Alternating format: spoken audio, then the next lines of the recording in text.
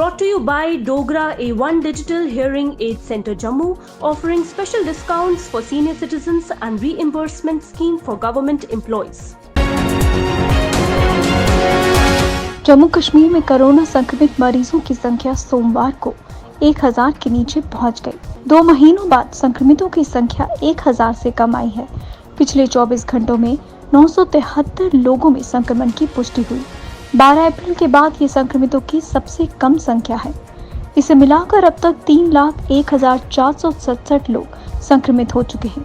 वहीं 4,118 मरीजों के स्वस्थ होने के बाद अभी तक 2,73,853 मरीज अभी तक स्वस्थ हो चुके हैं। वहीं कोरोना संक्रमित मरीजों के मरने की संख्या भी कम हुई है। सोमवार को 16 और मरीजों की मौत होने के साथ ही अभी तक 4,090 मरीजों की मौत हो चुकी है।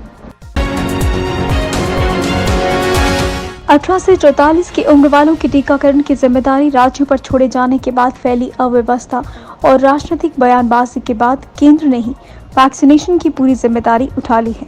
प्रधानमंत्री नरेंद्र मोदी ने घोषणा की है कि 18 से ऊपर आयु वर्ग के सभी लोगों के लिए अब केंद्र ही वैक्सीन खरीदेगा और मुफ्त में राज्यों को देगा।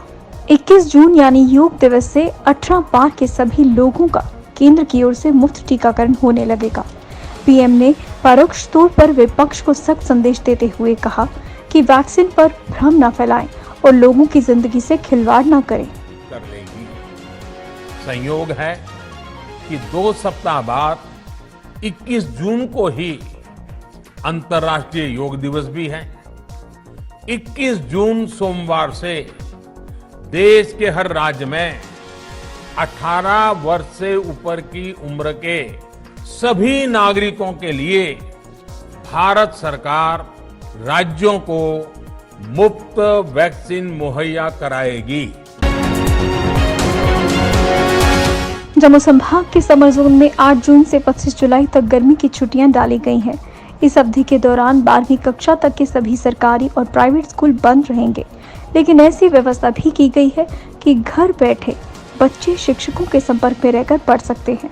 स्कूल शिक्षा विभाग के प्रशासनिक सचिव वीके सिंह की तरफ से जारी आदेश के अनुसार सप्ताह में एक बार अध्यापक विद्यार्थियों के साथ व्हाट्सएप ग्रुप या गूगल मीट आदि के जरिए बातचीत कर सकते हैं। उत्तरी कश्मीर में दुर्गम पहाड़ियों के बीच बसा व्यांग गांव यूं तो देश के पिछड़े गांव में एक है, लेकिन कोरोना टीकाकरण के मामले में ये सबसे आगे है। गांव में 18 वर्ष से ऊपर ऐसा कोई नहीं जिसने कोरोना वैक्सीन की पहले या फिर दोनों डोज ना लगवा ली हो। गांव में सभी 362 लोगों को टीका लगाया जा चुका है। अधिकारी दावा कर रहे हैं कि 100% लक्ष्य पूरा करने वाला ये देश का पहला पिछड़ा गांव है। इसका श्रेय जम्मू कश्मीर में अपनाए गए टीकाकरण के मॉडल को जाता है। आतंकी संगठन लश्कर ए तैयबा के गढ़ कहे जाने वाले और नियंत्रण रेखा के साथ सटे जिला बांडीपुरा मुख्यालय से करीब 28 किलोमीटर की दूरी पर बसे गांव व्यान की आबादी लगभग 600 लोगों की है। मुख्य सचिव डॉक्टर अरुण कुमार मेहता ने कहा कि सरकार की प्राथमिकता लोकतंत्र को जमीनी स्तर पर मजबूत बनाना है। प्रत्येक व्यक्ति को राजनीतिक, सामाजिक व आर्थिक रूप से सशक्त बनाना है। प्रदेश के चहुमुखी विकास के प्रति सरकार की प्रतिबद्धता को दोहराते हुए कहा कि प्रदेश में 73वें संविधान संशोधन अधिनियम को अक्षरशः पूरी तरह लागू करने का यकीन दिलाया है। मेहता ने सोमवार को प्रदेश के सभी जिलों के जिला विकास परिषदों के अध्यक्षों की बैठक ली है। बतौर मुख्य सचिव उनकी ये पहली बैठक है जिसमें सभी दोनों मंडलायुक्त, जम्मू व कश्मीर रेंज के आईजीपी, सभी जिला उपायुक्तों और जिला एसएसपी समेत सभी प्रमुख प्रशासनिक अधिकारियों ने भी भाग लिया। भाजपा के प्रदेश अध्यक्ष रविंद्र रैना ने सोमवार को कहा कि इस वर्ष अमरनाथ यात्रा जारी रहनी चाहिए। अगर संपूर्ण यात्रा संभव ना हो तो सीमित यात्रा का आयोजन कराया जाए। सोमवार को प्रदेश भाजपा की कोर ग्रुप की बैठक के बाद उन्होंने ये भी कहा कि कश्मीर में राजनीतिक कार्यकर्ताओं की सुरक्षा का मुद्दा उपराज्यपाल मनोज सिन्हा व पुलिस महानिदेशक दिलबाग सिंह के समक्ष उठाया जाएगा। फिलहाल कोरोना संक्रमण से उपजे हालात में यात्रा के आयोजन को लेकर असमंजस है। यात्रा को लेकर एक दिन पहले ही उपराज्यपाल मनोज सिन्हा और केंद्रीय गृह मंत्री अमित शाह के बीच दिल्ली में बैठक हुई है। जनता पार्टी जम्मू कश्मीर के तमाम सभी बड़े नेताओं की आज बैठक हुई है। यहाँ कश्मीर घाटी के अंदर पिछले दिनों हुए आतंकी हमले जिसमें भारतीय जनता पार्टी के एक नेता श्री राकेश पंडिता जी की निर्मम हत्या की गई और वहां के अन्य जो सरपंचीज, पंचीज, बीडीसी और डीडीसी के मेंबर्स के जो कंसर्न्स हैं उन सारे हालात पर विस्तृत चर्चा की गई। जम्मू कश्मीर सरकार को 9 और मेडिकल ऑक्सीजन जनरेशन प्लांट मिले हैं। सोमवार को ये प्लांट श्रीनगर एयरपोर्ट पर पहुंच गए। इनका निर्माण यूरोप में हुआ है। भारतीय वायुसेना ने इन्हें फ्रैंकफर्ट जर्मनी से अपने C-17 कार्गो जहाज में लाया। इससे पहले 17 मई को जर्मनी से 7 ऑक्सीजन जनरेशन प्लांट लाए गए थे।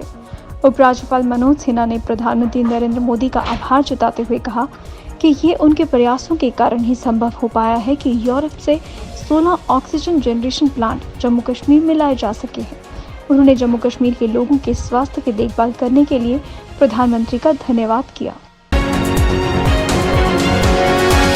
कोरोना महामारी से प्रभावित हुए बच्चों की देखभाल के लिए जम्मू कश्मीर सरकार ने सोमवार को एक और कदम बढ़ा दिया। प्रदेश के प्रत्येक जिले में कोविड-19 से संक्रमित और प्रभावित बच्चों की देखभाल और सुरक्षा प्रदान करने के लिए 7 सदस्यीय टास्क फोर्स का गठन किया गया है। प्रदेश सरकार ने इसकी मंजूरी दे दी है।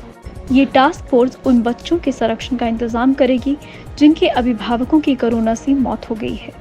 यही नहीं, जो अभिभावक कोरोना से संक्रमित हैं, उनके बच्चों की देखभाल करने की व्यवस्था ये टीम करेगी।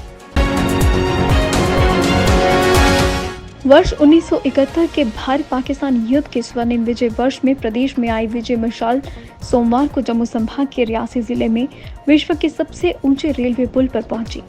जम्मू संभाग के कठुआ, सांबा, जम्मू, राजौरी व पुंछ जिलों के बाद विजय मशाल के रियासी जिले में पहुंचने पर जोरदार स्वागत हुआ।